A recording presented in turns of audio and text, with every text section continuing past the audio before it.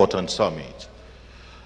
In town also, it's retinue of very important dignitaries. I cite the Honorable Minister of Livestock, Elijah Mukhtar Idimaya. Like I recognized earlier, see His Excellency Dr. Rabiu Musa Konkoso, and all the other personalities I had earlier recognized.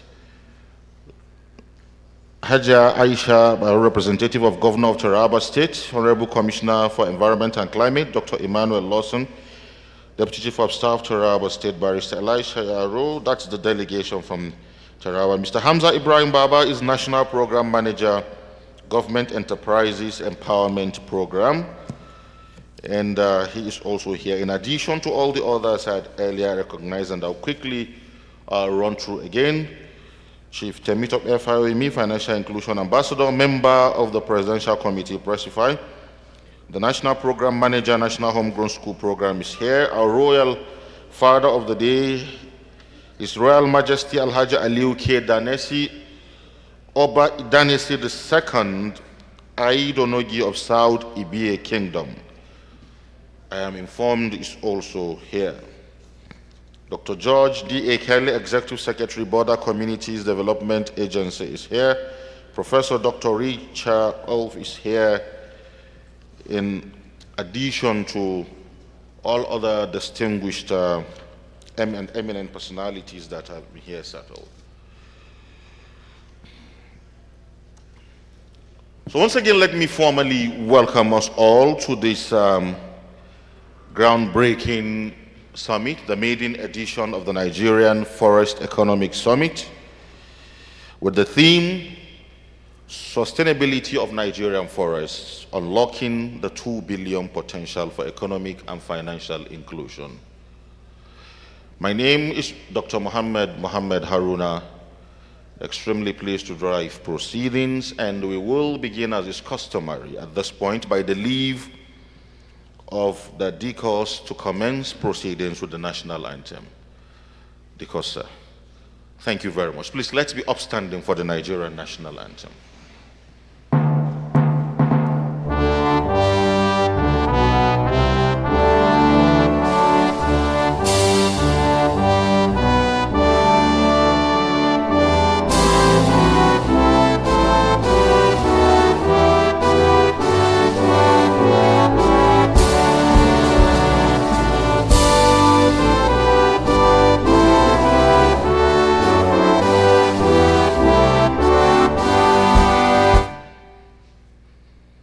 Thank you very much. Your Excellencies, distinguished invited guests, ladies and gentlemen, once again, let me warmly welcome you to history. To history because this is the maiden edition of the Nigerian Forest Economic Summit. But this is more than just a summit. It is a movement to shape the economic future of forests in Nigeria. And we're extremely pleased that you all have joined us in this mission to foster the future of a transformed and sustainable economic growth in the history of our forests.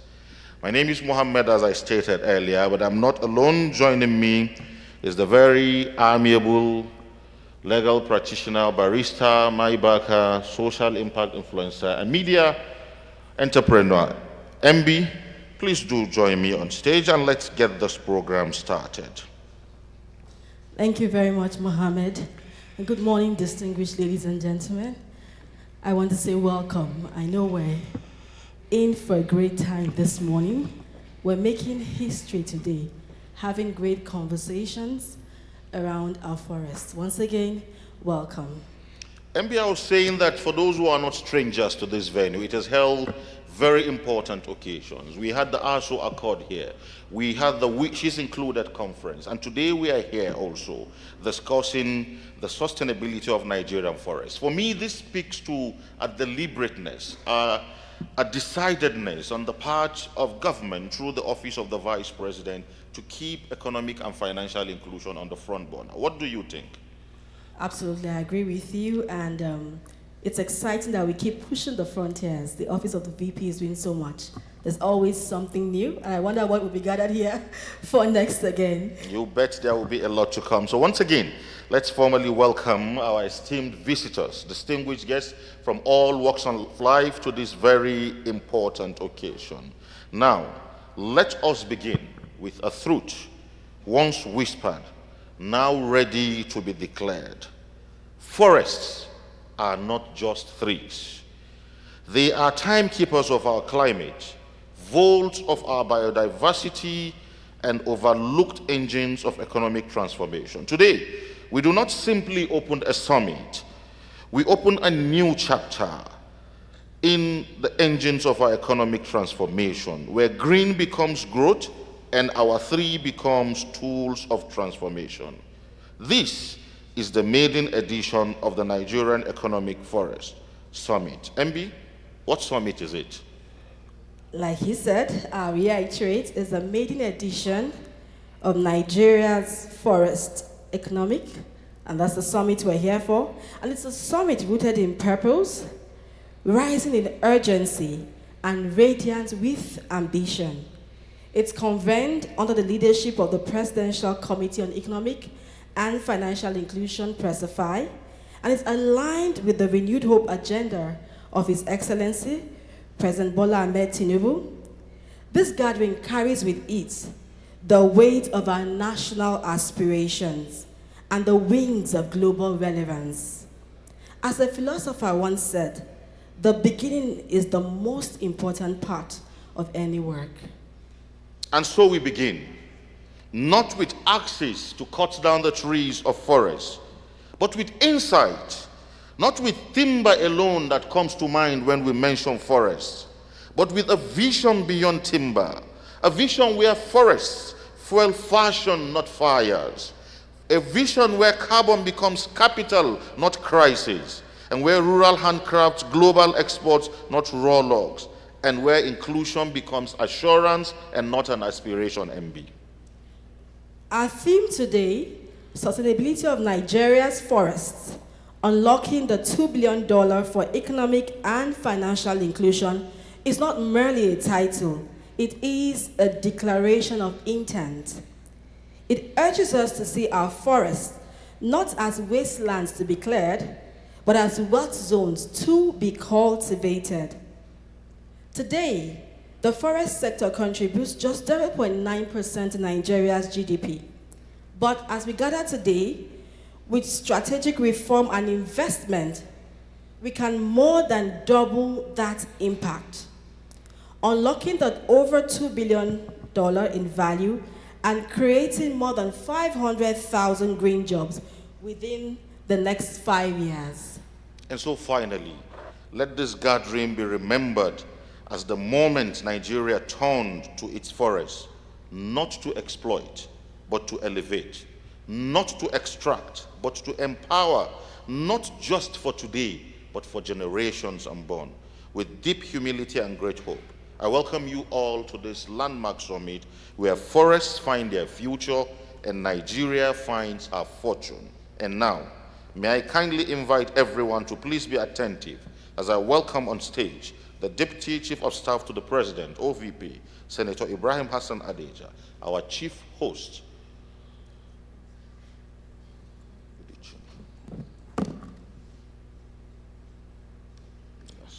Okay, now apologies, we'll be having flip, so we'll be having the context setting first before the discourse formally declares it open.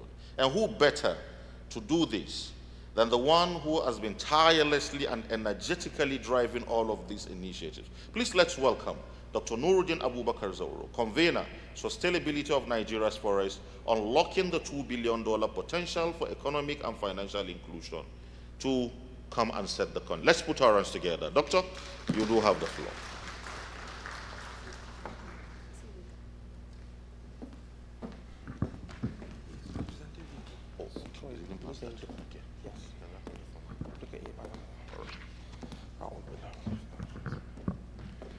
Hello, good morning, distinguished ladies and gentlemen. His Excellency, the President of the Federal Republic of Nigeria, President Bola Ahmed Tinubu, GCFR, His Excellency, the Vice President of the Federal Republic of Nigeria, Senator Kashim Shettima, GCON, His Excellency, the Governor of Taraba State being ably represented here, the Governor of Ogun State, Governor of Niger State also represented in this very important gathering. His Excellency, the Honorable Minister of Livestock Development, Alhaji Idris Maiha, His Excellencies, His Royal Highness, also the Alhaji Kelvin, you're welcome, all of you, you're welcome to this very important event.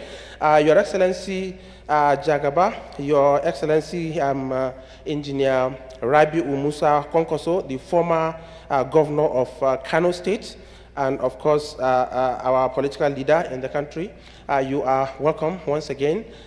Distinguished ladies and gentlemen, our visiting professor, Professor Rich from Germany, right, or from Concon, you're welcome, representing Quito Limited in this very important gathering. His Excellency Ambassador Malami Shehu Ma'aji, the Ambassador at large to the African region, you know, of United Nations Human Rights Commission, all the heads of MDAs, ministries, departments, and agencies, delegations, and very important personalities who are, you know, stakeholders, key stakeholders in this forest economy space. I'm also seeing the Executive Secretary of the Border Communities Development Agency, who is partnering with us. You know, we are partners, it's actually organizing this very important event. Distinguished ladies and gentlemen, once again, thank you so much for being here today in order to discuss this very important sector. If you could remember, one of the key agenda of Mr. President Bola Ahmed Tinubu in his 8-point agenda actually is inclusivity. And within the inclusivity, we do try to unlock those sectors who are some sort of silent in this space. So it is now our duty to bring them to the limelight to see how we can explore the available opportunities in that sector so that it will be to the benefit of our dear country, Nigeria. Distinguished ladies and gentlemen, once again, I would like to sincerely appreciate your coming, your participating in this very important meeting today or summit is very important for us because it's aimed at unlocking the potentials, the opportunities that currently exist in our forest. We know that we have a vast arable land as well as we have forest, and in that forest, there are lots of opportunities that are in there. So I think it becomes an opportunity. It becomes an opportunity for us to explore those areas and look at the available opportunities in there, so that especially our MSMEs and other very important players, especially within the local and international space, to be able to explore and tap from there. Remember, it fits a lot into our Nigeria's journey to $1 trillion economy, which is one of the main aspirations of this administration under our dear President, President Bola Ahmed Tinubu.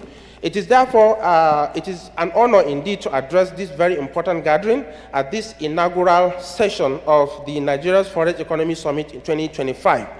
You know, an unprecedented forum actually dedicated to reshaping our perception of forest, you know, from mere ecological assets to a very vibrant engine for inclusive economic growth, prosperity, employment, and of course, empowerment of our youth in this country. Today represent a very important opportunity to redefine our forest as dynamic drivers of sustainable economic growth and social inclusion. Nigeria's abundant forest resources comprises over 10 million hectares across the entire 36 state plus FCT, you know, with different rich biodiversity. It also holds extraordinary potentials and economic transformation, and also is capable of unlocking not only $2 billion, but much more than that. You know, this therefore sector creates thousands of sustainable jobs, lifting millions of Nigerians out of poverty, especially those in the rural area. Yet, despite this economic opportunity and potentials, we face a lot of realities around this space. Particularly, for example, we are losing over 400,000 hectares year on year due to desert encroachment, and of course in this space. And of course, a lot of people are also guilty in this regard by cutting trees and doing some of those things that are bringing us closer to dangers, of lack of having this, this forest in the country. The potential economic also returns from sustainable timber, forestry, non-timber forest product as well as the climate change and the carbon credits that also exist in this regard. There are quite a number. So for that reason, distinguished ladies and gentlemen, we realize that entrepreneurs can also generate somewhere around $1,500 based on the study, based on the research, $1,500 and also $2,000 in additional income per hectare. If we fully tap advantage and opportunity that exists in this, our Nigerian forest. At the heart of the successful forest economy, distinguished ladies and gentlemen, we have a lot of communities that reside, depend on, currently over 26% of Nigerians we know that predominantly women and youth who are currently excluded within the economic, looking at it from the economic inclusion perspective, that is economic opportunities, as well as also financially excluded based on the report of EFINA as it has been presented. So what we are trying to say, distinguished ladies and gentlemen, there are lots of opportunities that exist within this space, and that is why, as part of our mandate to unlock those opportunities and foster inclusivity in this administration, we heard Mr. President multiple times has spoken. He said we cannot do it alone. So for that reason, we're looking for collaboration, partnership with the public and private sector actors so that we can collectively, be able to fight our common enemy, which is poverty, for us to also enhance our country in terms of the GDP growth and lots of jobs creation, especially in the Nigeria's quest to $1 trillion economy. Distinguished ladies and gentlemen, so basically that is the essence of gathering here, to have a a technical conversation in order to unlock the potential opportunities. And that is why we gathered here. Everybody that found himself today in this room is a deliberate choice because of the role that you play in this regard. And we therefore feel that if we come together to unlock these opportunities, we now present to the decision makers, that is under the administration of Mr. President, President Bola Ahmed Tinubu. I assure you that this administration will do the needful in order to unlock those opportunities for the betterment of our dear country, Nigeria. Once again, distinguished ladies and gentlemen, I sincerely want to appreciate you for being here, and you are all welcome to this very important event. And I assure you, of course, that whatever resolution and communique that is passed as an offshoot of this conversation today, the country will certainly take it not only serious, but will act accordingly. Thank you so much once again, and you are all welcome to this very important gathering while we gather. Thank you once again. Thank you very much, sir, for welcoming us and setting the context. Ladies and gentlemen, that was Dr. Nuruddin Abubakar Zaro, the convener of this august occasion. And now that he has made us welcome, we can ride on that and proceed. Just to mention to us that Senator Ibrahim Hassan Hadeja, the Deputy Chief of Staff for the President, will be speaking. He's here today in the office of the Vice President. So we had spoken that he would speak earlier on. We'll hear from him later on. Okay. And as we commence, just to let us know that in course of this summit, we're going to be engaging with the African Forest Forum on continental collaboration, subnational leaders from timber-rich states, innovators exploring fashion from forest materials, and investors committed to carbon monetization and sustainable development. So we have a very rich audience here today from different walks of lives. I know we're going to be interacting, learning, growing together, and most important, like Dr. Zaro said, preferring solutions that will be taken up with the appropriate quarters. And to take us further this morning in the conversations, I'd like to welcome for his opening remarks. He'll be speaking to give us an overview of the summit here today. He's the chairman, WEN Synergies Limited, and the co-host of this event today. Can we please put our hands together as I welcome architect Sokari George. A round of applause for him.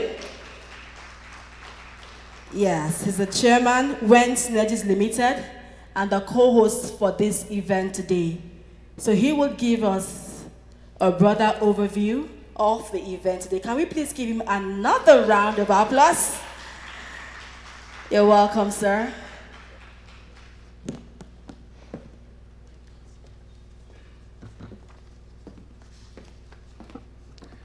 Good morning, distinguished ladies and gentlemen. President, Federal Republic of Nigeria, Bola Ahmed Tinubu GCFR, Vice President Kashim Shettima, GCON, governors, former governors of Federal Republic of Nigeria here present, our very own Engineer Rabiu Kwankwaso, other governors of the Federal Republic here, of states here present, our royal father of the day, Oba Danisi of Ibe Kingdom, the royal father Alhaji Aliyu Kevin Danisi. You're welcome. Organizers of this event, stakeholders, and all participants, you are welcome. Please permit me to stand on other existing protocols. It is an honor to address you at this defining moment, one where Nigeria stands at the threshold of rediscovering and unlocking her most overlooked blessings, her forest. That's our blessing. From the beginning of time, God gave humanity a garden. That's the first thing he gave. It was a lush, vibrant ecosystem of beauty and utility. It was just paradise. It was potential. It was not just paradise, it was a potential. It is not just habitat, it was an economy. In Eden, man received not only a home, but a responsibility to tend, to keep, and to multiply. Today, we in Nigeria face our own Eden moment to tend, to keep, and to multiply. We are richly endowed with over 10 million hectares of forest land, or forest. Yet, year after year, this green treasury lies dormant, undervalued, and under-leveraged. But that is what we are here today to change. While we look beneath the ground for oil, we often fail to see wealth growing above the ground. Meanwhile, the world has moved on. Consider what other nations earn annually from forest. The United States, for instance, earn over $300 billion annually through diverse forest economy, timber recreation, carbon credits, biomass, and biopharmaceuticals. Canada earns over $23 billion just balancing sustainability with export competitiveness. Russia earns $20 to $25 billion from regulated timber energy linked biomass. Brazil, who have common relationship with us in so many areas like renewable energy, are making 17 to 20 billion, increasing focus on non-timber bioeconomy innovations. The Philippines, which is like a development country like Nigeria, a developing nation like Nigeria, closer in context to Nigeria, earns around $2 billion via community-based forest models and thriving timber markets like bamboo and resins. Among them, the Philippine model is especially instructive for Nigeria, showing which local empowerment, smart reputation, and committed leadership a forest economy can thrive even amid the development pressure. So in spite of our development pressure, if Philippines can make 2 billion, with our resolve, Nigeria can make much more. This is why when Synergy, the company we represent, and I represent as chairman, is taking on the gauntlet to lead a collaborative force towards actualizing Nigeria's 2 billion forestry dream. And that is why you are all here. At Wayne Synergy, we are poised to position, build, plant tree stocks through afforestation and reforestation in collaboration with state governments, the federal government. We therefore understand the journey will be demanding, but no gain is made without some commitment. Like they say, no gain, no pain, no gain. And every forest, every future starts with a single seed.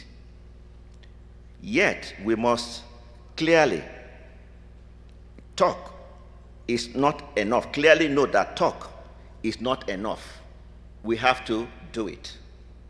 The urgency of deforestation, biodiversity loss, and misled economic opportunities demand that we go beyond dialogue.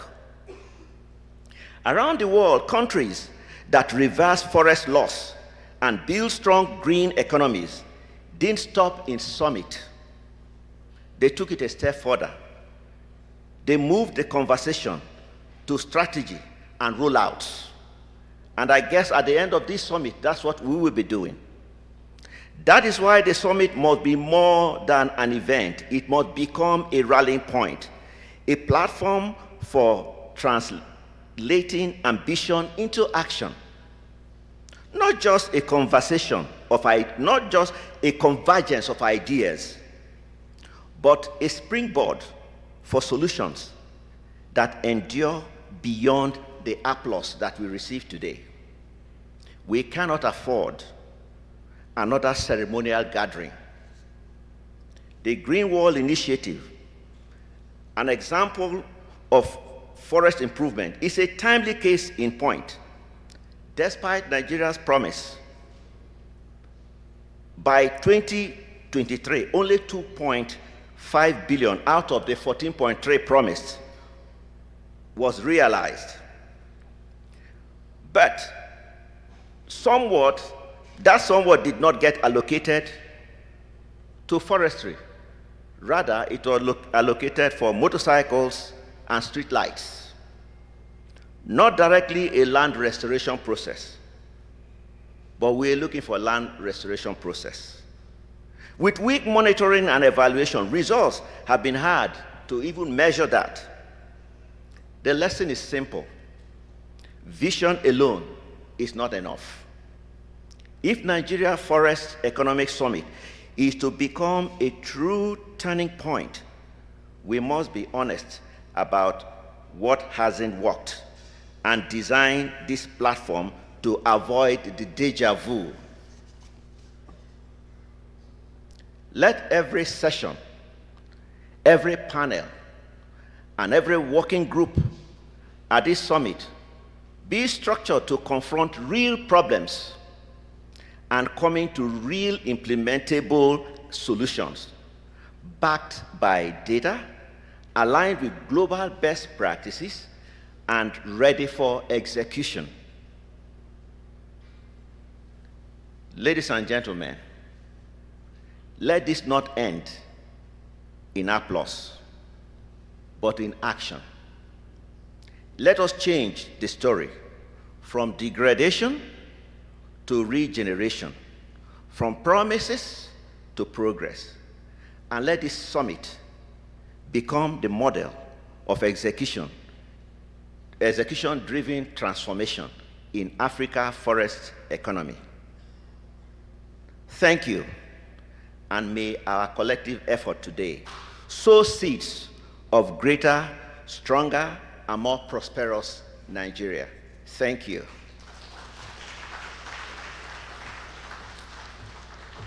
Please, can we put our hands together one more time for Architect Sokari, co-host of this very important summit. That was the opening remarks and an overview of Nigeria Forest Economic Summit as delivered by Architect Sokari George, Chairman Wen Synergies Limited, fellow Nigerian Institutes of Architects. Thank you very much for your very lucid words, further elucidating the importance of turning the potentials of our forests into reality. Thank you. Moving on, we will be taking some goodwill messages here. And if I do make the announcement, if they are here, please, I'd like to invite at this point Malam Saleh Abubakar, MFR, Director General, National Agency for Great Green Wall. Do we have the DG Great Green Wall? Please, let's put our hands together. Thank you very much. We can't talk forests without the Green Wall. Forests, great trees. Please, let's welcome him. Thank you very much, sir. The Great Green Wall Initiative. Very critical to the conversation here, sir. Thank you.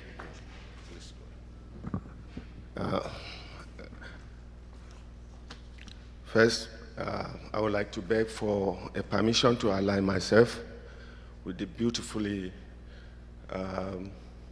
already expressed protocol. My name is Dr. Sufyan Ahmed Yavala. I'm not the Director General. The Director General is in person of Alhaji Saleh Abubakar MFR, who is unavoidably absent.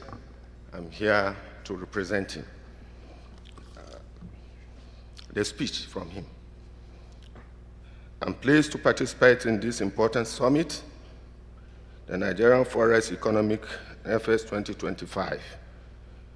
I must commend the organizers of this summit for deeming it fit to bring up this vital issue at this time. The theme, Sustainability of Nigerian Forest, Unlocking the 2 billion potential for economic and financial inclusion. This is apt, given the importance of environment to our lives. An adage that says, forests are the lungs of earth, emphasizes the vital role forests play in producing oxygen, regulating the atmosphere, similar to how human lungs provide oxygen for survival. Another saying that says, a nation that destroyed itself by destroying the forest also adds to the fact that forests are lungs of our land, purifying the air and giving fresh strength to humans and enhancing soil fertility to the growth of our foods. Having said that, I dare to say that a healthy nation is a wealthy nation, and a nation that can only be healthy if it takes the issue of environment very seriously. We in the National Agency for the Great Green Wall, in line with our mandate of combating deforestation by restoring the degraded lands through extensive afforestation, have made measurable contribution to environmental sustainability and climate resilience over the years. Your Excellencies, distinguished ladies and gentlemen, there is no doubt our economies are highly dependent on oil and gas revenues, and it is grappling with the energy transition. a package of natural capital and resource efficiency interventions can ensure the future of forest resources while meeting the increasing demand, and this will be without major compromise to other contributions to the forest resource to the ecosystem. There's no doubt there are considerable obstacles to overcome in order to have meaningful intervention on the Great Green Wall transformation, and these interventions to be scaled up, improvements are needed to the enabling environment. This will include: 1, improve information on forest assets to document to the contribution made by forest ecosystem services to different sectors and deploy in economic development, planning, and reporting. 2, improve forest governance through wider stakeholder participation and forest decision-making process encompassing informal users of forest resources. 3, approach to the formal sector, which recognizes some sectors within it are working legitimately, even if not within the law, and encourages good practices. Next, promote access to finance by improving the investment climate and funding in enabling investment in capacity building and risk management. Next, improve intersectorial coordination so that policy measures in sectors that affect or are affected by forests are coherent with those in the forest sectors. Then lastly, work towards local control and new models of engagement with local communities. Distinguished ladies and gentlemen, I must once again warmly congratulate the Presidential Committee on Economic and Financial Inclusion, PRECEF, and Border Communities Development Commission for hosting this important summit. I also like to commend the dignitaries who make time to honor and attend the summit, and for the various institutions that have been working tirelessly together to ensure the success of this summit. My colleagues, sisters, agencies that are here, I thank you all. This is the speech of my DG. Thank you so much.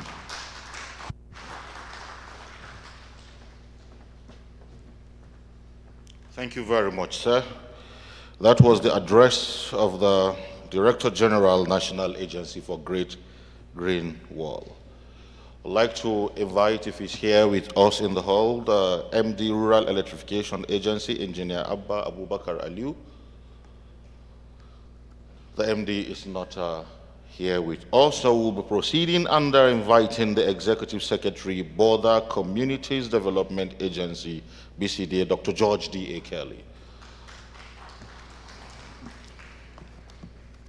Please, a more resounding round of applause. You did hear the BCDA has played a tremendous role in facilitating the summit. You're most welcome, sir.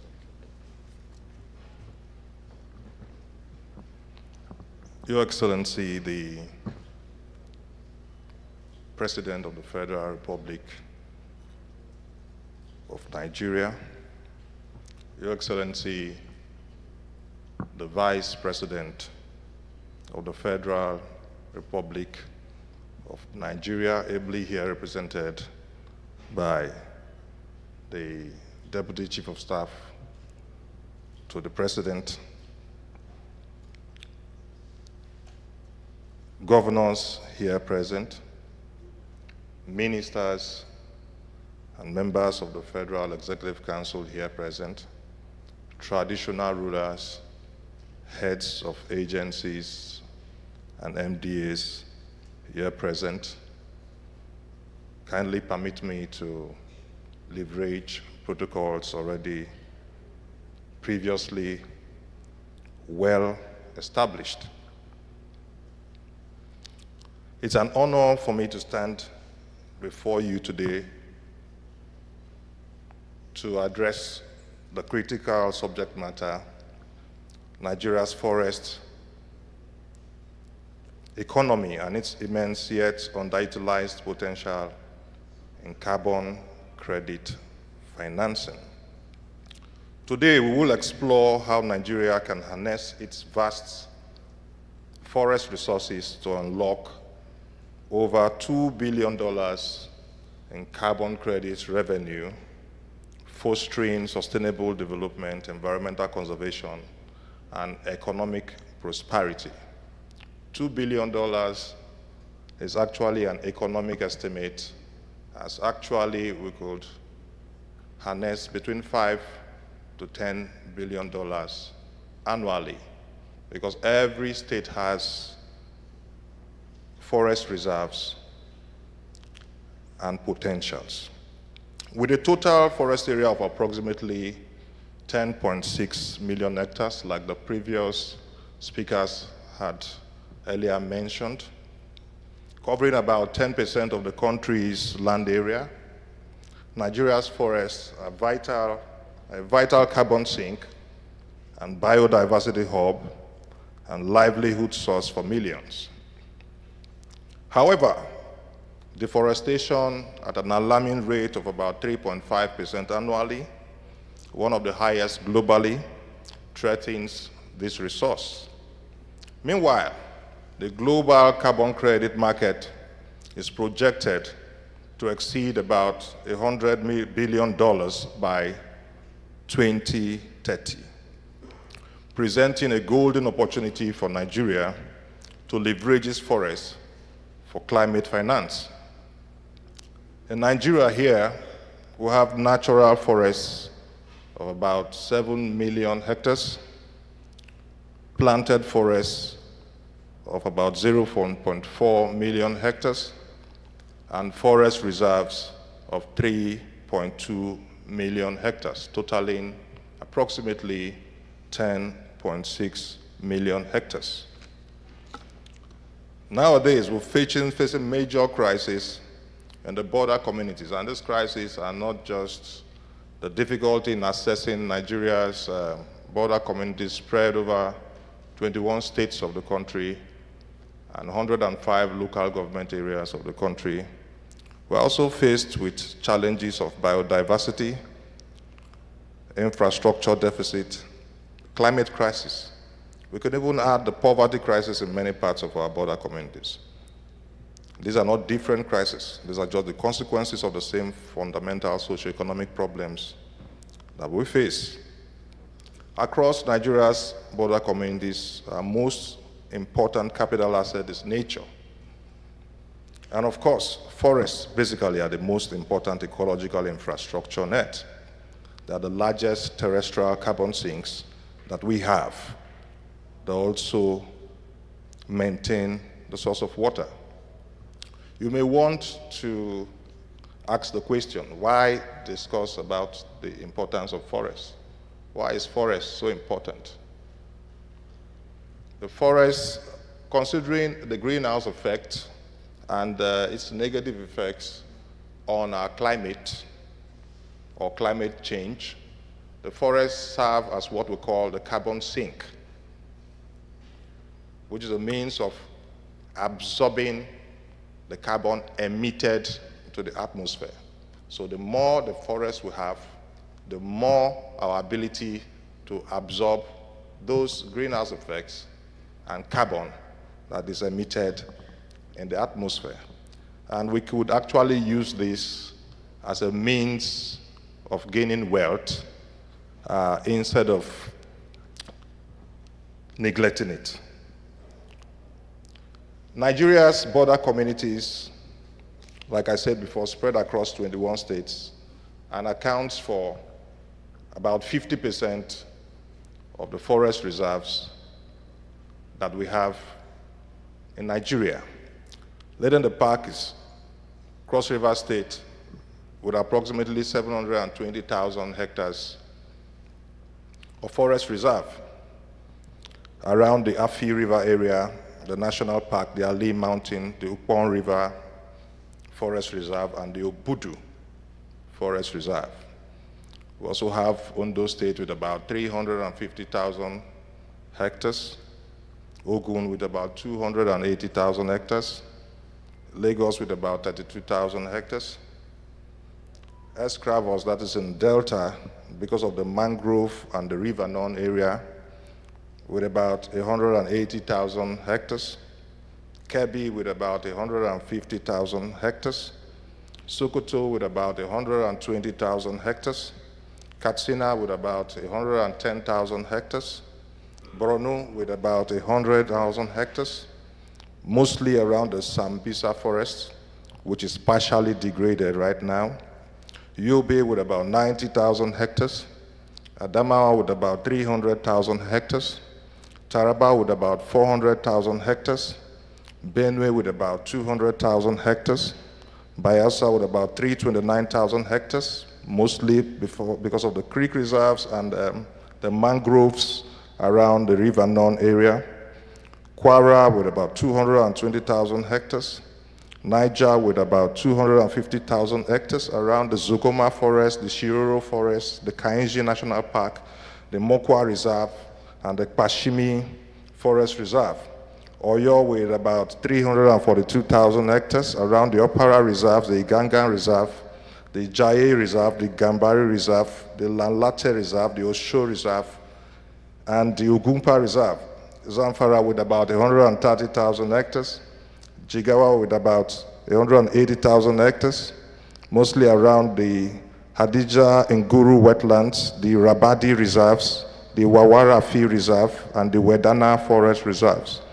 Akwa Ibom with about 244,000 hectares, and Rivers with about 229 hectares, mostly around the Upper Orashi Forest, the Lower Orashi Forest, the Dumarum Forest, the Elili Alemini Forest, and Mangrove Forest, totaling over 5 million out of the 10.6 million forest reserves.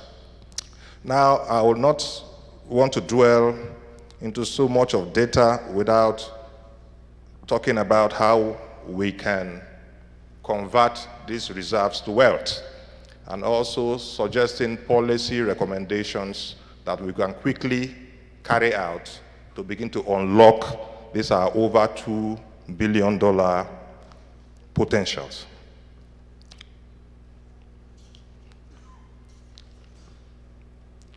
I would like to take a case study. One of the key reserves we have is the Cross River State Reserve.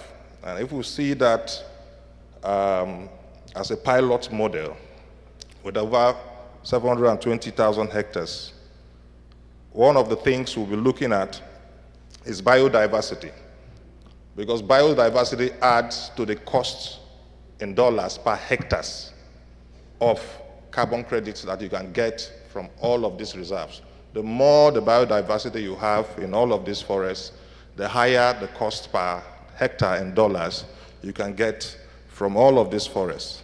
You know, the carbon stock in Cross River, for instance, is between 200 to 250 metric tons of carbon dioxide per hectare. So it's a high density rainforest. Threats, there are threats, and the threats abound everywhere. Threats of illegal logging, poaching, and agricultural expansion. What are the opportunities? Taking Cross River as a pilot model, taking Cross River as a case study. The opportunities for Cross River alone is between $144 to $180 million a year in carbon credits if fully protected. That is just Cross River alone. With deforestation and other environmental factors depleting our forests resources at an alarming rate, with satellite data showing an average loss of over 60,000 hectares of forest between 2001 and 2024, every lost hectare unwinds a thread of security, climate stability, and rural livelihood. The Forest Economy Summit is a great opportunity to historically rethink our forests, recalibrate our socio-ecological systems, and trigger the transformational change needed to unlock the $2 billion potential for economic and financial inclusion objectives in line with the renewed hope agenda of President Bola Ahmed Tinubu. As Executive Secretary of the Border Communities Development Agency, when I resumed office in April last year, one of the first things I put in place was a geographic information system unit which among other initiatives has already completed the Border Forest and Green Space Atlas, a high-resolution GIS mapping of over 87 forest reserves across border states, which will serve as our MRV backbone. MRV is acronym for monitoring, reporting, and verification. And this will serve as a backbone in planning projects that will provide jobs, help to resolve unemployment, and alleviate poverty in border communities without damaging forests, while preventing deforestation and encouraging afforestation initiatives. It might interest you to note as well that we are in partnership with the agency of the Green Wall to ensure we push forward afforestation in most of our northern communities, which is being faced with the problem of deforestation. And that partnership has just started, and we intend to advance it to begin to see results. I've also made it a priority to align all our projects at the BCDA with the renewed hope agenda of Mr. President. For us, as BCDA, sustainability is not an afterthought. It is embedded within every intervention project we design and implement, as almost all of our projects are green. Our water projects are solar-powered water projects, zero emission. Our power projects are solar-powered. Our health projects are solar-powered. We don't do projects with any iota of carbon emission. As an agency, we've made that a way of life to support our very fragile climate. And now, what's going to be the action plan? The suggested action plan for this great country of ours is: one, let's declare a deforestation moratorium, like Indonesia did in 2011. Two, let's issue Nigeria's first sovereign green bond, probably with about $500 billion for forest protection. Three, let's partner with international organizations like Vera to certify 500,000 hectares for carbon credits. What's the projected outcome? The projected outcome per year in carbon revenue, like we said before, is over $2 billion, with several states having potentials for between $100 and $200 million. And each of these states affected could provide jobs and create jobs of over 5,000 per state. I call it green jobs in ecotourism and agroforestry. If you want to look at another case study, Fiji, which is a small island, raised $50 million in 2017 for climate resilience, including mangrove restoration. Fiji is a small island, smaller than one of the smallest states in Nigeria. If countries like Fiji and Costa Rica can do that, then why are we still here? Another strategy we could adopt is what we call the blended finance. The blended finance is a combination, or if you like, an amalgam of public finance, private finance, and philanthropy. If I say government finance, we're talking of maybe providing land titles and policy guarantees, maybe 20% co-investment in projects. Development banks could come with low interest loans and technical assistance. For example, the African Development Bank, $100 million facility for the Sahel. The private sector could come up with equity investments and carbon buyers, because it's the private sector that actually buy off, this carbon finance. Shell, for instance, have a $300 million global carbon fund. Bigger companies like Amazon go to countries and buy off their forest reserve so as to compensate for the emission they make to the atmosphere. The Great Green Wall Plus must begin to think of how to restore 1 million hectares across Borno, Yobe, Kebbi, and the strategy, just like I said before, will be through blended finance, which is a combination of the public, the private sector, and philanthropy. Now, for philanthropy, for instance, Bezos Hedge Fund recently gave about $200 million to Congo for this same purpose.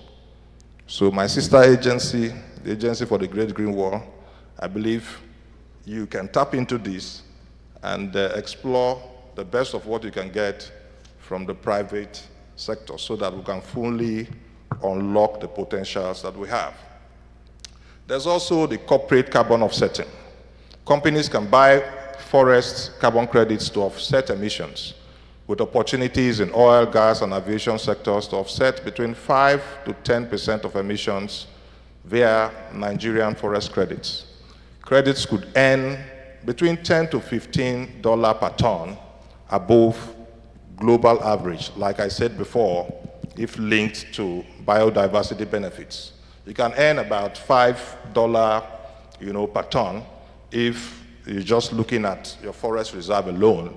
But where it has the potentials for biodiversity or biodiversity benefits, you tend to earn between $10 to $15 per ton, which is above the global average. Another suggestion is the debt for swap, debt for nature swap. Nigeria can negotiate $500 million in debt relief in exchange for forest conservation. Another suggestion is the carbon credit pre-purchase agreement. Nigeria can secure upfront funding by pre-selling 10 million tons of carbon credit over 10 years at $5 per ton, 50% prepaid to buyers like JP Morgan Carbon Fund, with proceeds supporting satellite monitoring, ranger patrols, and community grants. The fund could be allocated as the key stakeholders deem fit. Key stakeholders will range from subnationals even up to communities. Now, because of time, I'm going to go straight to innovative financing strategies for Nigeria's green forest reserve. Carbon credits allow countries to monetize forest conservation by selling carbon sequestration services. Nigeria's $10.6 million hectares could generate $500 to $1,000 per hectare in carbon value. This is going by the World Bank estimates. And our potentials, if fully utilized, is between $5.3 to $10.6 billion if fully utilized. So the $2 billion we're talking about is just a conservative estimate. To fully harness our carbon credit potential, a mix of public, private, and blended financing mechanisms is critical. Below is a breakdown of actionable strategies. I'm just going to enumerate them because of time.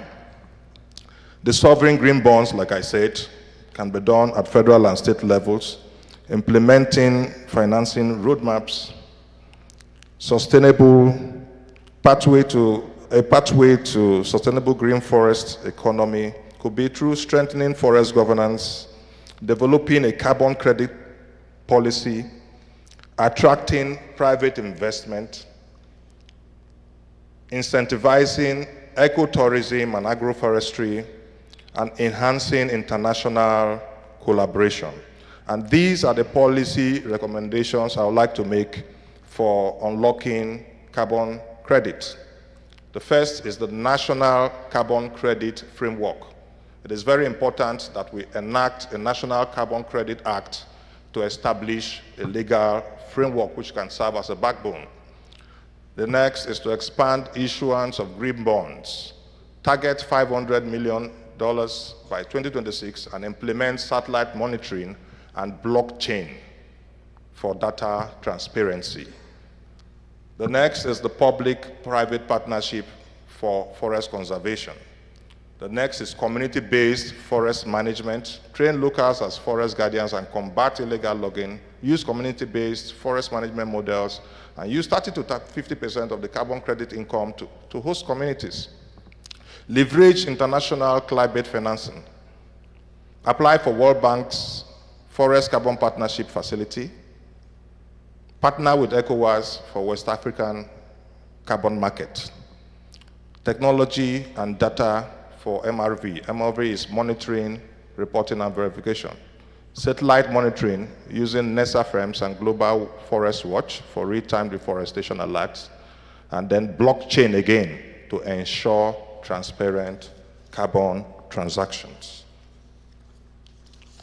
In conclusion, I would like to say that as a country, we are at the crossroads as we lose thousands of hectares of land every year.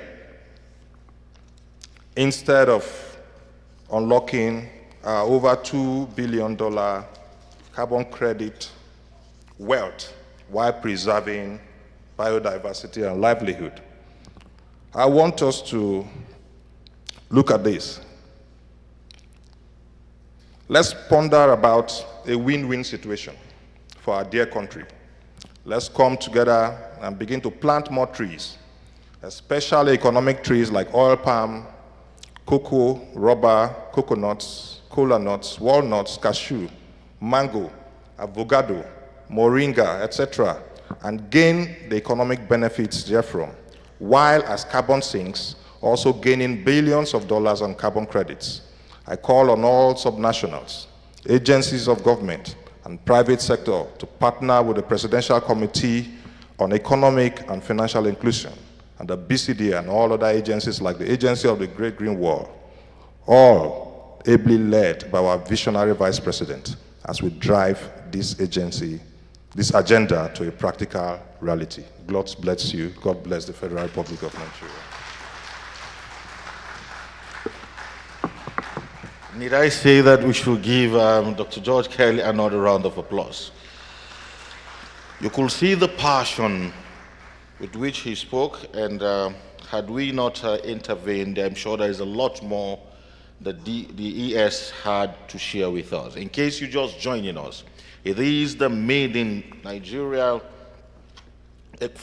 Forest Economic Summit, holding here at the State House. Of course, he did refer to it under the able leadership and direction of the Office of the Vice President. The theme of this summit is sustainability of Nigeria's forests, unlocking the $2 billion potential for economic and financial inclusion.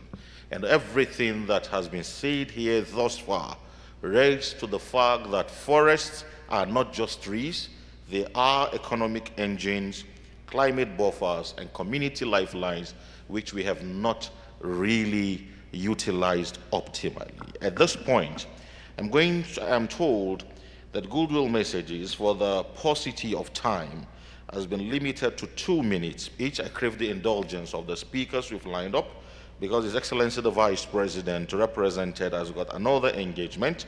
And so I'll be inviting Engineer Abba Abubakar Aliu, MDREA, for his 2 minutes goodwill message. I'm sure you had walked into the hall. Thank you very much. I also acknowledge before he gets here the delegation from Katsina State SA to the Governor on climate change. All the other states here also, I saw your names. You are very much welcome. Yes, you're very welcome, sir. Thank you. Thank you very much. The Honorable Ministers, Your Excellency, I would like to stand on existing protocol that has already been established.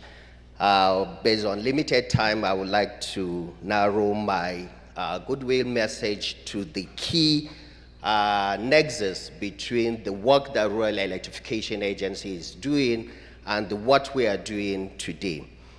The mandate of Rural Electrification Agency is to create electricity access in unserved and underserved areas, thereby catalyzing economic activities, leveraging on renewable sources.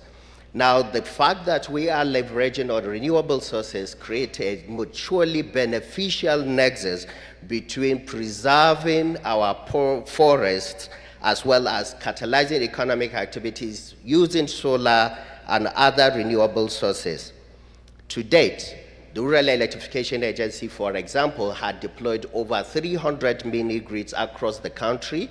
For example, Your Excellencies, if you go to a village nearby here in Abuja called Peti, you will see 200 kilowatt mini-grid serving the entire community. That community's the main source of their cooking, for example, has been using the woods, the firewoods. But due to our intervention providing 100 kilowatt mini-grid, we're able to catalyze the use of clean cooking within that community. But as much as that, we also catalyze some key economic activities within the communities. If you go to the communities, you will see that our mini-grid has catalyzed the use of welders, the refrigerators, millers, the even emergence of processing plants of rice, which is the main source of occupation in those communities. And another one, for example, Your Excellencies, if you go to University of Abuja, you will see a 3 megawatt mini-grid that is powering the entire university, the teaching hospital, the teaching theaters, the admin block, even the lectures home, which is preserved as a way to also preserve our natural resources and at the same time make use of our natural resources to catalyze use of resources within the universities. This is just one of the 15 that we have done within the country, and we are working to continue to do that. In conclusion, based on our drive to make sure that we continue to preserve our natural resources and use the solar to catalyze economic activities, for the first time in the history of this country, we have catalyzed a funding of $750 million to electrify 17.5 million Nigerians. And this is just one bit of it. We are about to sign the final, another funding of about $200 million to add as a co-financing, targeting additional 1,830,000 Nigerians to be provided with electricity. Our own mandate is to continue to leverage on solar to preserve our forests and to also use the solar to catalyze economic activities within the countries. It is our target that from now to the next 3 years, we will electrify 20 million Nigerians with using isolated mini-grid, interconnected mini-grid, mesh grid, and as well as solar home system. And we will continue to also intervene in critical government institutions, be it university, health institutions, and our rural communities. We are very clear and very concerned that if we continue to leverage on our solar resources, we will be able to preserve our forests and we'll be able to sequester the carbon credits and create economic values from our forests. Thank you very much, Your Excellencies, for these opportunities. Thank you very much, David. Thank you very much. Again, you see another passionate personality. He spoke straight to the issues of the curve. At this point, we are going to be inviting for the keynote address Professor Henning Ridger. He will be speaking on the sustainability of Nigeria's forest economy by unlocking the $2 billion potential. All day, Professor, every speaker has been talking about the potentials. It is my expectation that you will profess the transformation of that potential into reality. Please let's welcome the keynote speaker.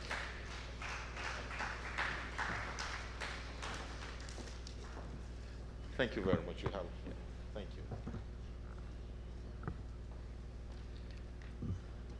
Ladies and gentlemen, Your Excellencies, it is my pleasure to be here today. I came all the way from Shanghai to share my thoughts with you and also to learn from you. It's a great honor. I've learned already a lot from the previous speakers. I'm impressed by your ambitions, but I would also confirm what the gentleman previously said.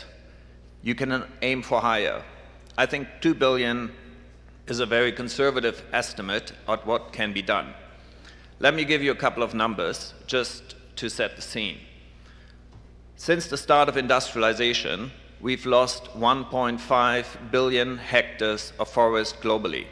That's the size 1.5 times the United States. Since 1990, we've lost over 400 million hectares. The world is in crisis, ladies and gentlemen, an ecological crisis. One of the key problems is our own success. Population growth, land use conflicts in many countries. I happen to work a lot in Indonesia. The gentleman mentioned Indonesia before. One of the key problems is the replacement of forests with other productive industries, for instance, palm oil plantations in Indonesia. I used to live in Côte d'Ivoire. I'm actually quite familiar with West Africa.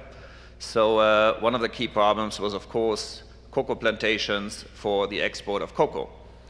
Now it's well understood, people need, of course, economic activity to gain their livings, in particular in poorer countries. One of the key problems is indeed poverty. Now, the world has understood that, but how do you solve a complex problem where you have land use conflicts, the productivity of a forest? Ironically, and I can tell you from my own experience, I do work on carbon credits myself, on carbon credit projects, and I'll give you a couple of examples in a moment. But in 2021, I was based in Hong Kong back then. I went to HSBC, the global bank, and asked them if I could do a large-scale forestry project in Indonesia, and I was refused for the simple reason that HSBC could not consider a forest as an asset. Why? Because there's no clear cash flow. If you cut the forest, it's an asset. An asset you can finance, or you can finance against it, you can finance some sort of activity. Now, carbon credits were envisioned as one of the solutions to that. You create an artificial cash flow in order to be able to protect the forest, potentially restore it. Potentially there's other additional activities that you may, like agroforestry, tourism. You can also think about biodiversity as potential activities.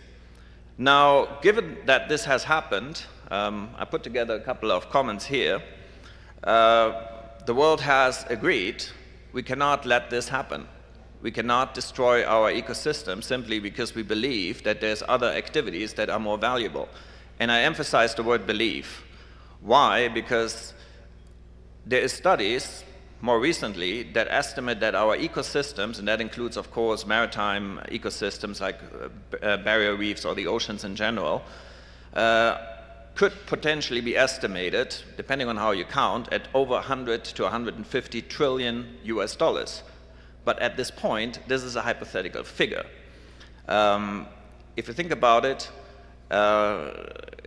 back in the 1930s, we invented GDP to bring economic activity back into the accounting. Today, we have a similar problem to understand what ecosystems are worth.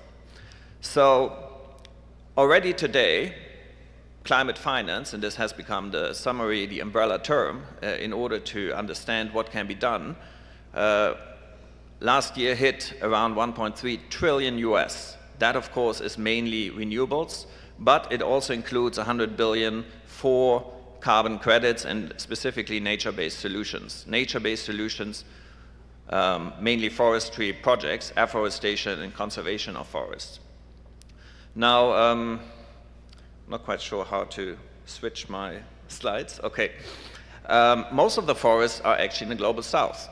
So when you think about it, intellectually speaking, or conceptually speaking, the reality is, in order to protect our forests, we need to have a wealth transfer from the north to the south. As simple as that. So the real discussion is the global north, and that today includes countries like China as well, not just the European or the Western powers, are they willing to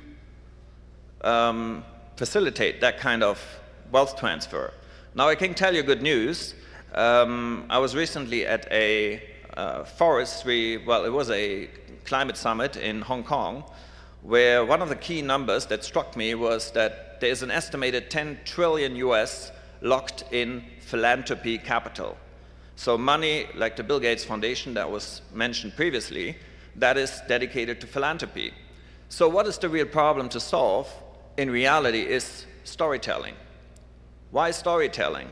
I personally believe that the global south, Africa specifically, needs to learn how to tell the story of its own right to receive funds, protect the environment, restore the environment, and also what that means for the communities and the population at large. So what we need is better projects. What we need is better stories. People need to understand what the impact is if you finance these kind of projects. So I commend my previous speakers about their ambitions. I believe that's extremely important.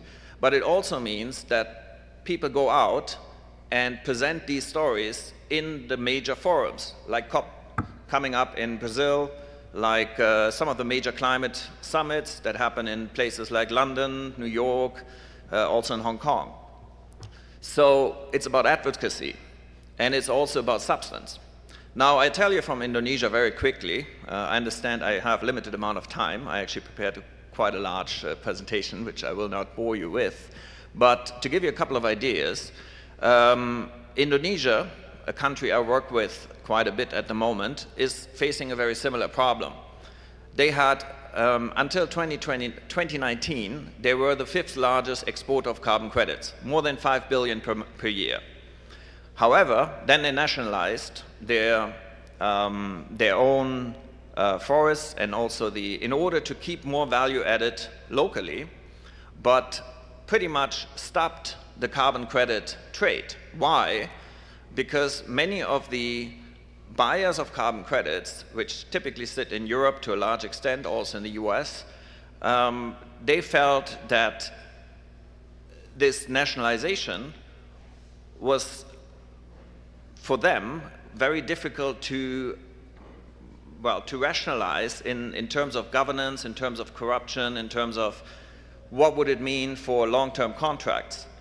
So the fact here is, in order to institutionalize these markets, the buyers and in order to create functional markets in terms of carbon credits, we need a better institutional environment that very clearly assures to buyers that carbon credits will be a long-term investment for anyone who wants to invest into that.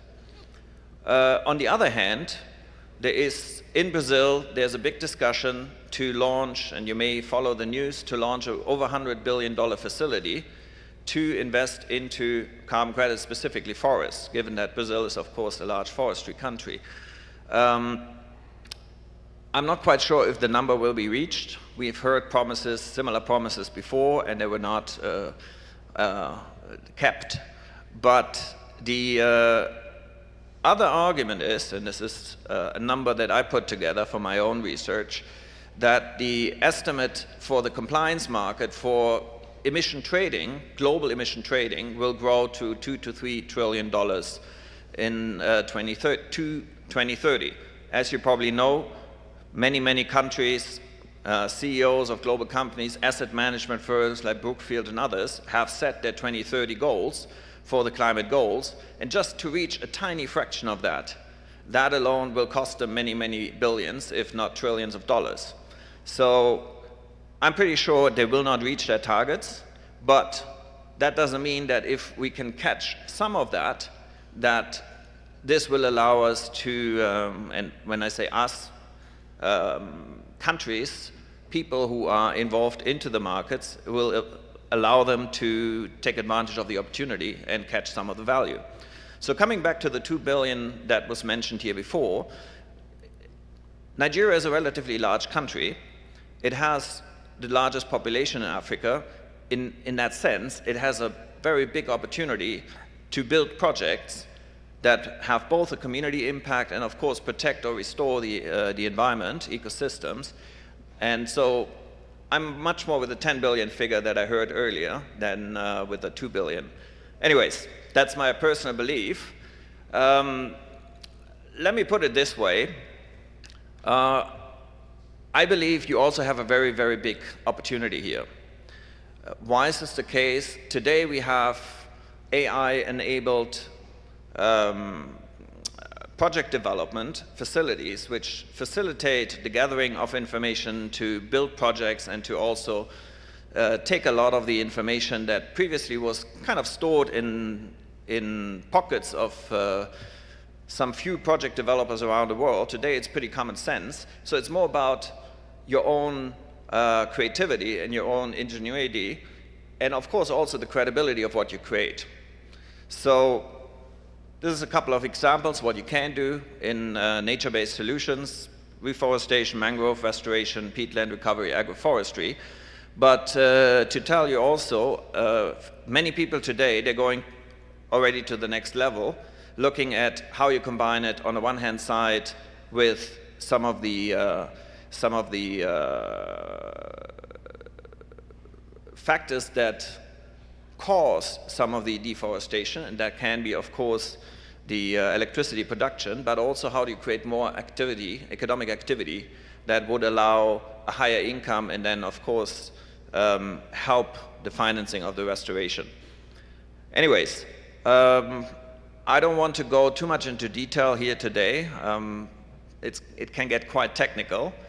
But what I can tell you is, and I want to bring some good news here, we're working on a portfolio of 2.5 million hectares in Indonesia as we speak. They also had a moratorium, and they're now focusing on how do they get back into the market. And they are working with some of the global banks on some of the major tools like forestry bonds. We were actually aiming at a much larger figure, which I believe in Nigeria also can. So we are looking at numbers anywhere between 1 to 2 billion to restore and protect forests. So what can I recommend here to the audience? First of all, in terms of making sure that counterparties in both the US, in Europe, and in Asia, that they feel comfortable working with a Nigerian counterparty. What they want to see is that the institutional setting, so specifically what the Paris agreements allowed for, the 6.4 rules. I see my time is running up, but that's okay. I'm already at the recommendations. So that's very important. Most of the really big investors, if you think asset management firms like BlackRock or Vanguard, they want to see a very clear institutional setting that protects their environment, that protects their investments, but also the cash flows that will come over time. So the Article 6 from the Paris agreements that determines both the government-to-government relations, but also the financing mechanisms on the private sector side, they have to be very clearly implemented and also clarified how this will be executed over time. So, number one, registry interoperability refers to the fact that countries come up with registries of what their assets are, their nature-based assets, their natural capital, but that has to be also be let's say, it needs to be able to be combined with registries or with trading platforms in other countries. So similar like in the stock exchange, you may have a dual listing of a company in different areas. Here you have projects which can be listed and also that can be sold or can be invested in different areas. So to give you an example, in Singapore, a carbon credit today is at $50, Singapore dollars, but roughly. So if Nigeria has an agreement with Singapore, then a carbon credit here produced here can be sold for $50 in Singapore. Now, at this point, many investors, they don't feel so comfortable about whatever comes out of a country like Nigeria. And by the way, that's not just because it's Africa. Indonesia has the same problem. It is an institutional problem. So the two institutional settings have to communicate with each other so that they understand what is a carbon credit here is also a carbon credit there. And currently, when it comes to Africa, most people say the best short-term solution is probably targeting the foreign energy and mining companies because they have the most impact. They have the most environmental impact, but they're also the ones that are willing to pay for carbon credits at present. So it is a way, as long as the global emission trading is not yet very well established and functional, one can focus on these companies and say, and Shell was mentioned, BP was mentioned, Saudi Aramco, these companies can, at this point, be a good partner. I don't think they're the best partner, to be honest, because there's a very clear conflict. They want cheap carbon credits, you want, of course, expensive carbon credits. So in the future, we hope that the whole market will more operate like a stock exchange or like even cryptocurrency, if you want, where you have much more volatility so that the pricing can go up and that people can invest because there is volatility. So it becomes financially attractive also for the local population to say we understand our projects and these are good projects and we're willing to invest into them. Maybe also quite important is to co-develop projects, to find good partners locally that have the capacity to bring something valuable to the table. Now, something valuable can be land, but there can also be capacity. It can also be a business model that is valuable, which, for instance, in agroforestry, building a nursery, building up a sustainable forestry management, that would also be an additional income stream and thereby increasing the value of a carbon credit. Well, finally, I want to make a comment on the investors and the developers.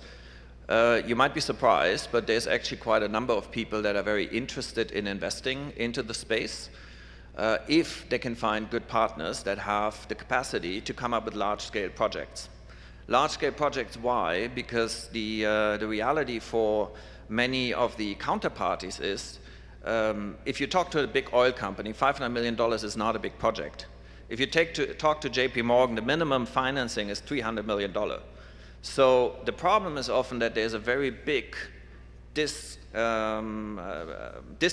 between what a large-scale off-taker or large-scale partner or investor wants and what the local developer or the local party can do.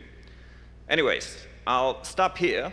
I see my colleague is already gently pushing me off the stage, so that's fine. So thank you very much, and for the it's an honor to be here. So I hope you enjoyed my speech. Thank you. Thank you.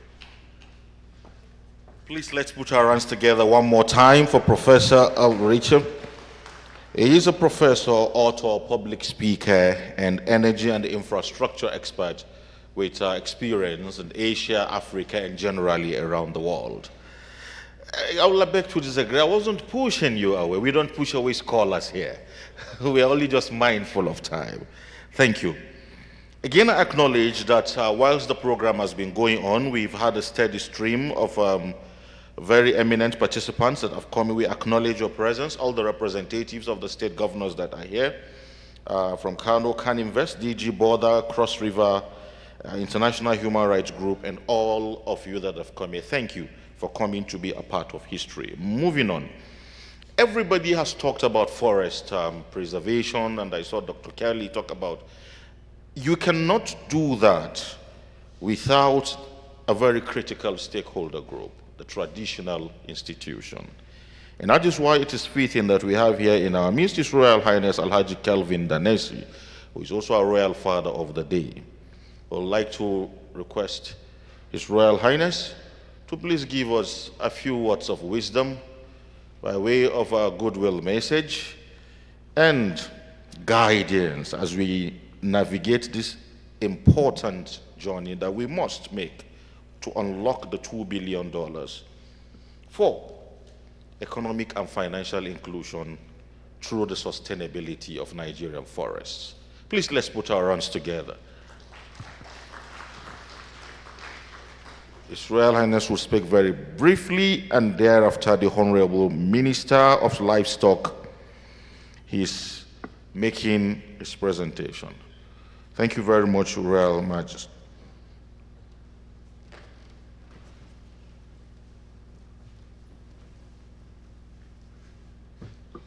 أعوذ بالله من الشيطان الرجيم بسم الله الرحمن الرحيم. Thank you, MC. Don't limit a traditional ruler as is a guide time to talk. But I'll be mindful of the time. Thank you.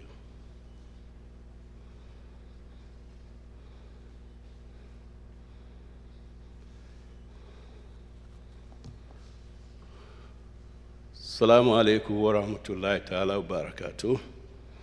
Good afternoon, ladies and gentlemen.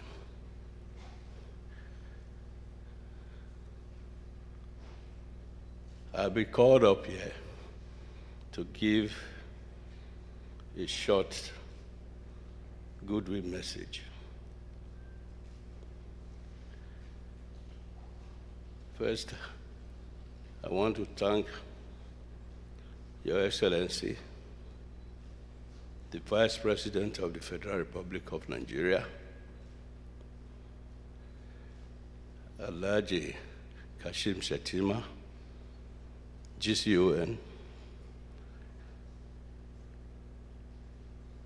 and to seek your understanding to stand on the existing protocols that have already been established. It is with deep honor and profound sense of duty that I extend my goodwill message and royal blessing to all the participants gathered here today for this very important Nigeria Forest Economic Summit. As custodians of the land, though you talk about Land Use Act, but we are the original custodian of the land. Traditional institutions across Nigeria bear a unique perspective on the significance of our forest, not merely as natural reserves, but as sacred legacies that sustain our peoples. Livelihood, heritage, and future. The forests of Nigeria are rich, both in diversity as well as in economic promise. They hold the power to lift community out of poverty, combat, eliminate change, and generate sustainable wealth for generations. The theme of this summit, Sustainability of Nigeria Forests, Unlocking the $2 billion potential, speak to a future where our forests are no longer seen as resources to be exploited and plundered, but as ecosystems to be preserved, valued, and integrated into the national economic development agenda. I commend the federal ministries, the organizers, and all partners for initiating this forward-thinking dialogue. The time has come to move from policy talk to action. The active involvement of local communities, traditional leaders, and private investors will be a vital creating a viable and sustainable forest economy. Let us also remember that the indigenous knowledge system, often passed down from generation to generation, contain a valuable insight for sustainable forest governance. Any policy or investment that excludes these custodians of the land will be incomplete and unsustainable. On behalf of the people of my kingdom and the traditional institution in general, which I represent, I reaffirm our commitment to work collaboratively with all stakeholders to ensure that our forest remains not only standing but thriving socially, economically, and ecologically.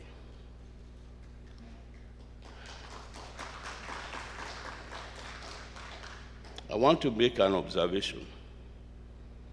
When you talk of forests in a country like Nigeria, you are talking of the rural communities because they derive their livelihood from this forest.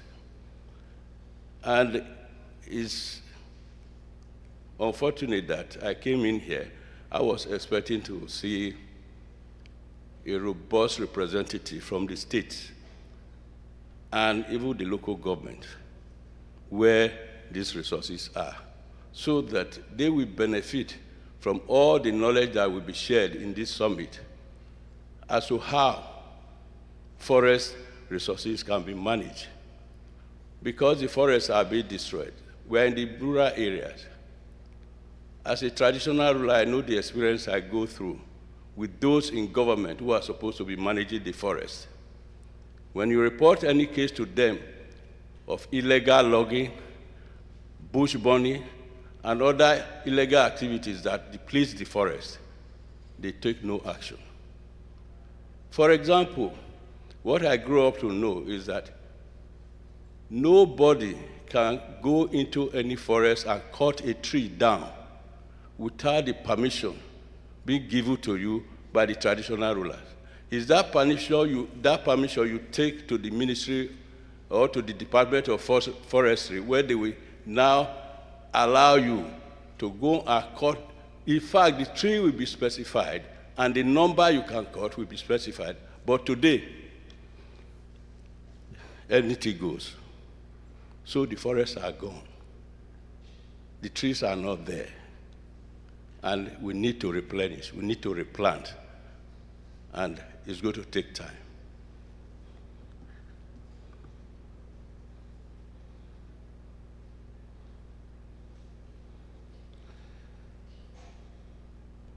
May I use this opportunity to say, may this summit inspire strong partnership, pragmatic solutions, and lasting impact. Thank you, and may the Almighty Allah bless all of you, all of your effort, and may He continue to bless the Federal Republic of Nigeria.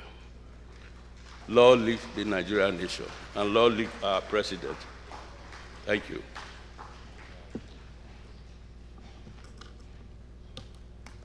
Thank you. Please let's put our hands together one more time for His Royal Highness Alhaji Kelvin Danesi Zaki.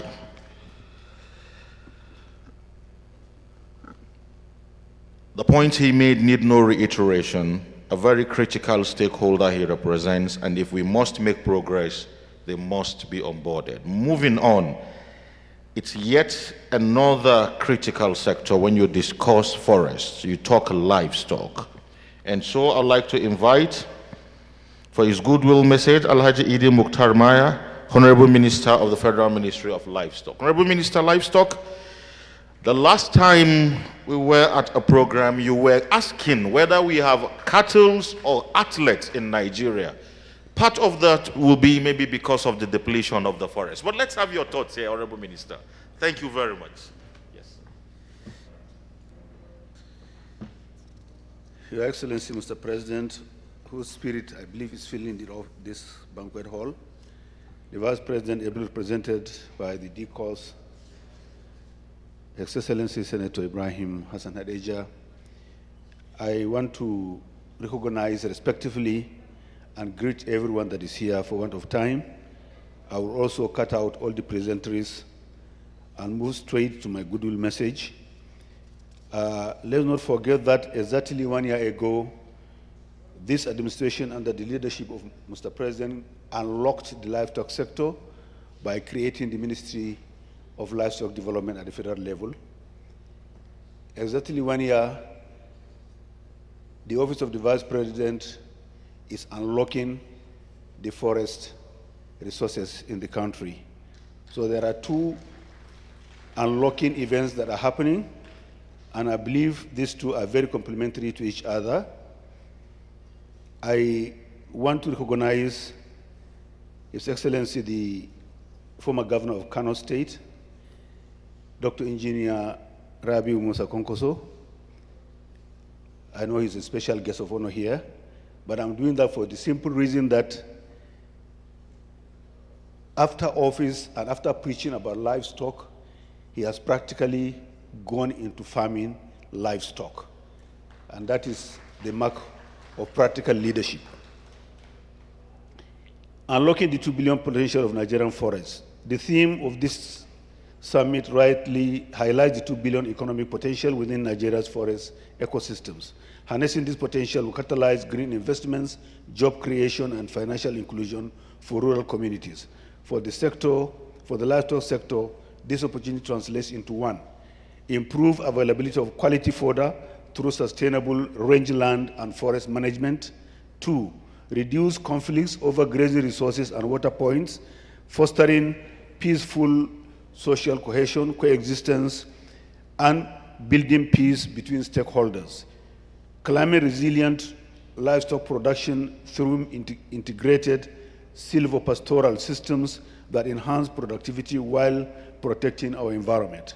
Access to climate finance and carbon markets where sustainable grazing practices and forest restoration effects can generate revenue streams for livestock-dependent communities. 5, expanded access to credit, insurance, and financial services for smallholder livestock farmers and pastoralists through innovative and green financing models. The Federal Ministry of Livestock Development aligns with His Excellency's agenda of renewed hope, focusing on food security, rural prosperity, and inclusive economic growth. Sustainable forest management and livestock sector development are central to achieving these objectives while meeting Nigeria's climate commitments under the Paris Agreement. We are prioritizing in our ministry actions that will modernize grazing systems to reduce pressure on forest resources and retard degradation of rangelands. Support the establishment of pasture banks and fodder reserves in alignment with forest conservation. Promote climate-smart livestock practices that enhance productivity and reduce emissions. Integrate digital solutions for landscape monitoring, fodder supply chain management, and livestock traceability, and facilitate partnerships with the private sector, financial institutions, and community actors that enable financial inclusion within the livestock sector. A call to action. I commend the organizers of this summit for convening this engagement, creating a platform for dialogue that will lead to critical strategies for unlocking the forest potential while advancing livestock sector transformation and financial inclusion. As we deliberate, I encourage us to consider 1, how sustainable forest management can improve the livelihoods of livestock farmers and pastoralists. 2, how we can develop policies that integrate forest rangeland management into livestock productivity and conflict prevention. 3, how innovative financing models can mobilize resources for community-led forest conservation and livestock development initiatives. 4, how digital technology can support monitoring, early warning, and extension services within this ecosystem. The Federal Ministry of Livestock Development assures you of its unwavering support in implementing the actionable recommendations that will emerge from this engagement. We are ready to collaborate with relevant ministries, with the Office of the Vice President, relevant ministries, development partners, private sector players, and community stakeholders to ensure our forests become a source of shared wealth and prosperity while transforming the livestock sector into a model of productivity, resilience, and inclusivity. Together, we can make Nigeria's forests and livestock systems engines of sustainable development, financial inclusion, and national prosperity. Your Excellencies, distinguished scholars, royal fathers, distinguished ladies and gentlemen, as we proceed with today's deliberations, let us remain guided by the shared vision of building a green, inclusive, and prosperous Nigeria where our forests are preserved, our livestock sector thrives, and our people are empowered. I wish you all fruitful deliberations and impactful outcomes from this summit. Your Excellencies, thank you very much. Thank you very much, Honorable Minister, and I am sure when we have a thriving forest ecosystem fully unlocked, we will also have a fully unlocked livestock sector. Your Excellencies, distinguished delegates, just before we get to the high point of this event, may I remind us, all delegates here today, that you are not mere participants at a summit, and this is very important.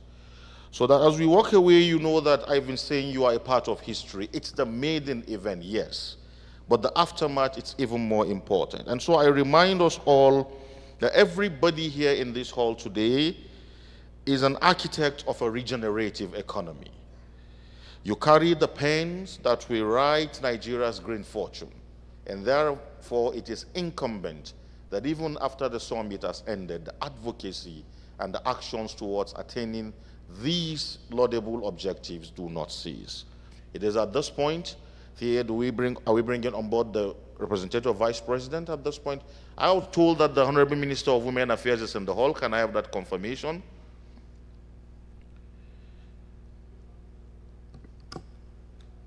In the absence of that confirmation, Your Excellencies, distinguished invited guests, ladies and gentlemen, we've been listening to discussions because the Nigerian Forest Economic Summit has been conveyed.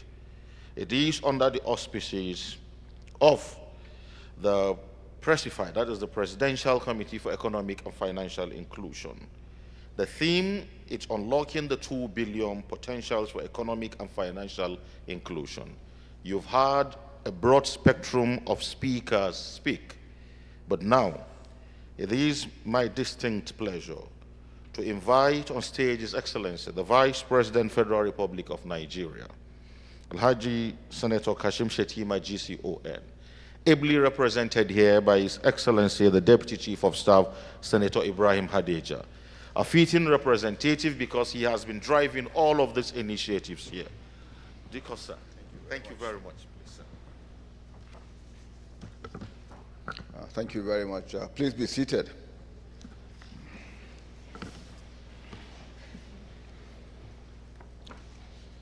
Your Excellencies, the representatives of the governors here present, the Honorable Minister for Livestock Development, Alhaji E.D. Mukhtar Maiha, I'd like to recognize the Royal Father of the Day, Chief Kevin Dynasty, and I'd also like to recognize His Excellency Engineer Rabi Musa Konkoso, former governor of Kano State.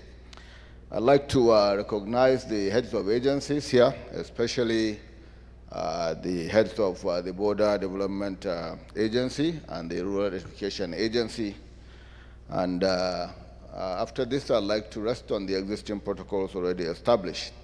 I'm here as a representative of the Vice President, who is unavoidably absent, but sends his warmest regards and gratitude especially for those who have come from far and wide to participate in this initiative under the Presidency Office of the Vice President.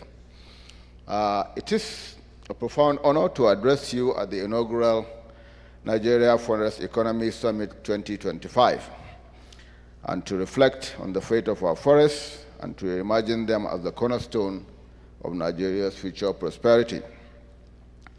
The renewed hope agenda of President Bola Ahmed Tinubu, GCFR, envisions a 1 trillion naira Nigerian economy by 2030.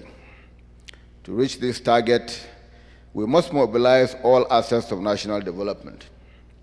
The forest economy, with its multiple entry points across agriculture, trade, health, climate, housing, and finance, is a natural pillar of this growth trajectory. Around the world, countries are leveraging forest-based industries to transform their economies, and Nigeria cannot be an exception.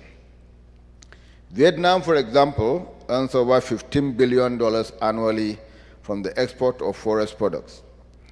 Brazil's Amazonian region derive 15% of their GDP from forest-linked activity.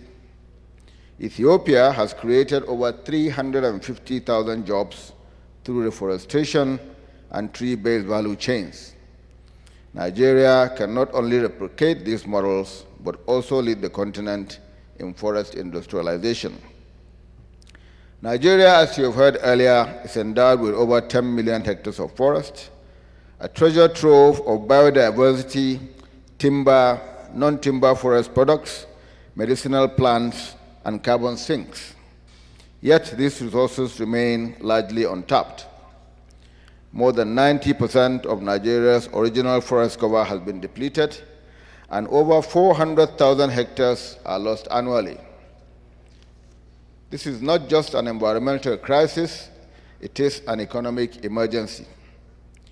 However, within this challenge lies an immense opportunity, which is our forest economy, which has the potential to contribute over $2 billion annually to our GDP. Timber, bamboo, gum arabic, moringa, shea butter, and carbon credits represent transformative value streams. Globally, the forest economy is worth over $1.3 trillion, and Nigeria, with its rich endowments, must assume its rightful place in this global marketplace. In Nigeria, forest-based SMEs are emerging as powerful engines of growth.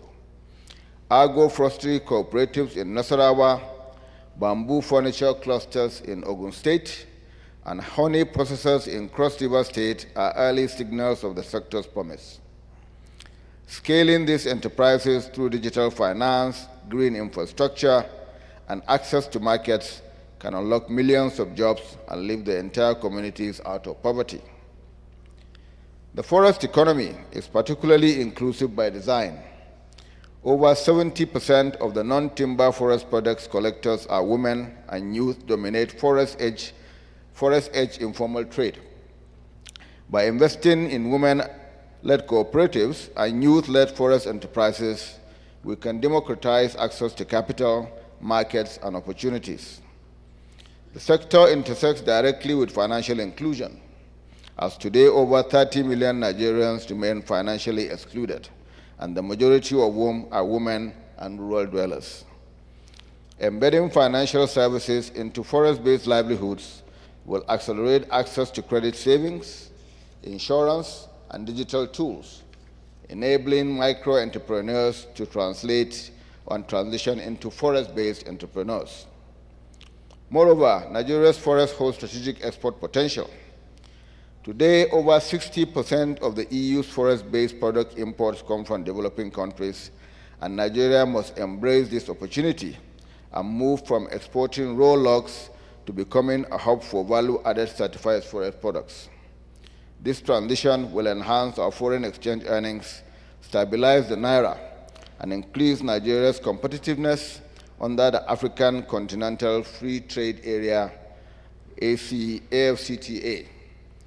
However, with this potential also come significant challenges. For example, the European Union regulation on deforestation, which was supposed to kick off in 2020, but now taking off in 2025, says that you cannot export any product that is grown on land that has been deforested in the last 5 years.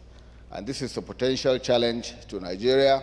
If we don't embrace what we are talking about in this venue today, because of the potential, we must certainly learn to comply because of the restrictions that the European Union is placing on these exports. And I dare say if the American political landscape was different, we would also see a similar version from the United States, which means if you don't embrace some of the issues that we're discussing today as part of your policy, it may be very, very difficult for a country to actually engage in any kind of agricultural export going forward. Let us now envision a future where some of our states can host eco-industrial parks dedicated to bamboo, shea butter, medicinal plants, and carbon verification. Let us imagine digitally connected forest cooperatives exporting certified traceable products to Europe, North America, and Asia. And let us envisage millions of Nigerians earning carbon revenue, building eco-tourism ventures, and regenerating nature while creating wealth. To realize this vision, we must prioritize the following actions. Infrastructure investment, which is to develop forest processing zones powered by renewable energy, water access, and logistics systems. Green finance mobilization, which is to expand access to green bonds, blended finance, and concessional loans for forest-linked SMNEs. Our keynote speaker gave some insight into the potential that this holds for Nigeria. And he said that we need to think big because we're looking at investments in the excess of $500 million, which is the typical size for some of the big players. Just so that we know, I think 3 or 4 years ago, the federal government licensed or approved the addition of 10 new national parks to the existing national parks we have in this country. This brings the total area covered by national parks to about 20,000 square kilometers. These national parks are different from the over 1,169 forest reserves that are also documented and gazetted. We have about 29 game reserves, and we have about 4 game sanctuaries. These are all areas delineated, gazetted, and governed by agencies. I wish, for example, today we had the Conservator General of the National Park Service, and we have the Director of Forestry for the Ministry of Agriculture, so that if we can take a bit from the kind of vision that we saw from the Director General of the BCDA, come up with a precise plan, implementable, the way forward. If we can provide a platform under the Office of the Vice President for collaboration between these agencies, I think combined, we stand to invest not just $500 million, which is the minimum, but maybe we'll be talking about investments in the billions of dollars. 20,000 square kilometers, if you extrapolate with the kind of figures we have seen, goes well beyond $2 to $3 billion. And I think it's simply a sense of understanding and identifying the potential that we have and coming together with the various agencies that are responsible for these SAPs, including, of course, the Great Green Wall Initiative, to present a common front and give investors the kind of investment potential that they can key in. Policy harmonization, which is to embed the forest value chains into the National Development Plan, state medium-term expenditure frameworks, and the economic sustainability framework. Digital integration, which is the deployment of forest fintech tools and platforms through the National Consumer Trust Framework, and the subnational collaboration, which is to align state-level forest charters with national export climate and job creation agencies. In closing, let me emphasize our forests are not a relic of the past. They are the blueprint for our future. Let us not merely protect them, let us invest in them, build on them, and build with them. Let this summit be remembered not just as a policy dialogue, but as a turning point, a moment where we have decided to turn trees into trillions and forests into futures. On behalf of His Excellency President Bola Ahmed Tinubu, GCFR, I assure you once again of the continued support of this administration and wish you a successful event. Finally, I declare this summit open, and I wish you successful deliberations while looking forward to receiving the communique for the needed policy actions. Thank you, and may Nigeria flourish in green prosperity.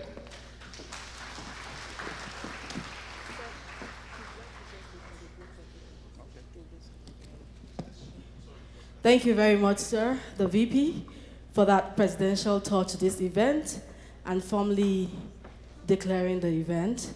At this point, we'd like to have the group photographs. I'd like to respectfully ask all members of the front row to please come up and join the VP here for a group photograph.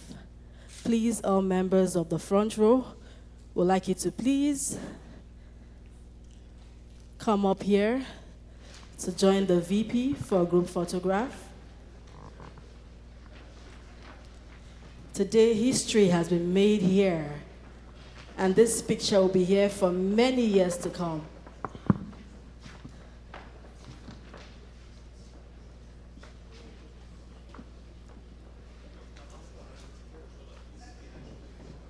We would have a second category of photographs after this. Yeah, this is just for the distinguished members of the front row. I see them flanked to the left and right of the VP. Thank you so much for being part of this historic event today.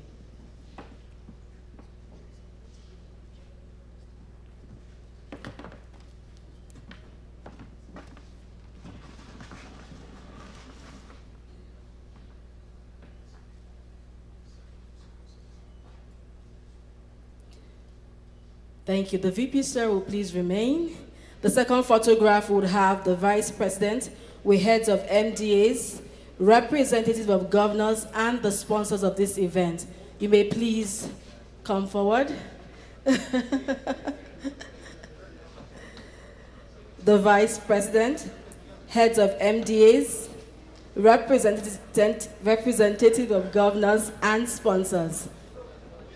We'd like you to please join this photograph.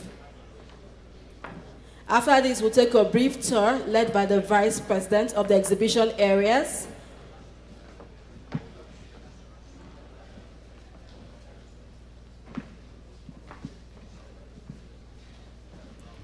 So the Vice President, heads of MDAs, sponsors, representatives of state governors, please join this photograph.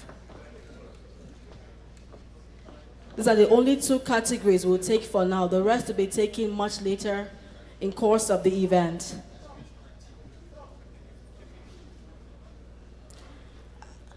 Immediately after this, we'll proceed on a tour of the exhibition area led by Dr. Zaro and the Vice President.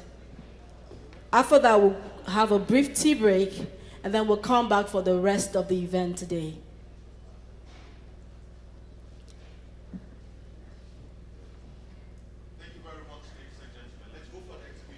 Distinguished ladies and gentlemen, thank you so much. We may please proceed for the exhibition led by Dr. Zaro and the Vice President.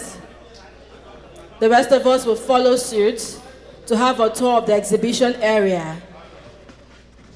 Immediately after that, we have tea break, and then we all come back here for the rest of the event. We're not done yet. There's still so much to discuss today at the Nigeria Forest Economy Summit.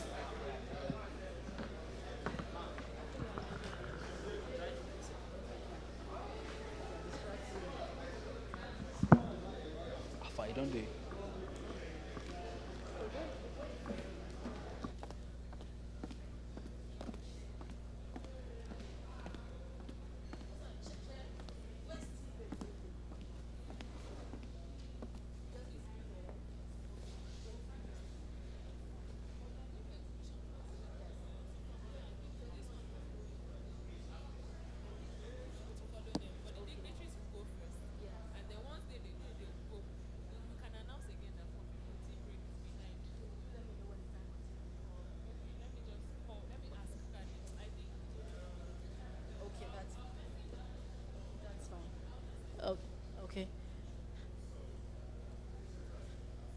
So right about now, the dignitaries led by the Vice President are taking a tour of the exhibition area where we have amazing products on display.